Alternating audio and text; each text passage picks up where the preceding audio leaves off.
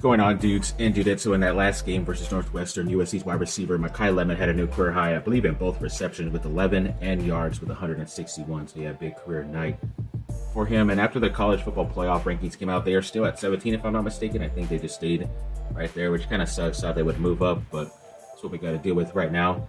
Speaking of Makai Lemon, he has been named a semifinalist for the Maxwell Award, which goes to the top offensive player in college. Even Bishop Fitzgerald was named a Lot Impact Trophy semifinalist on the defensive side. Jaden Mayaba was named a Davey O'Brien Week 11 Great 8, so I guess they choose top 8 quarterbacks in college, and he was one of them.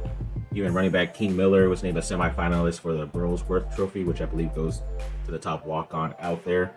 And then according to PFF College, the highest graded Big Ten wide receiver from Week 11 was USC's Makai Lemon at 90.4.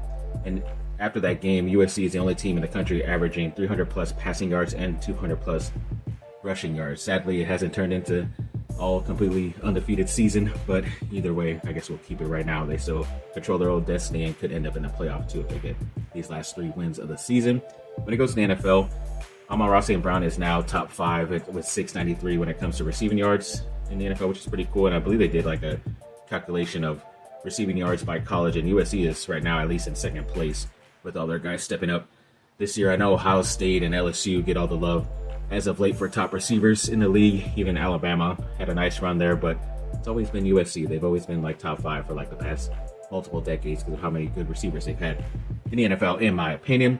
When it comes to some high school recruiting for USC football, their 5-star edge, Luke Wayful, he completed his season. He had 99 total tackles, 37 for a loss, and 23 sacks, which is amazing. And a 4-star cornerback, Ace Alston, is now down to 10 schools.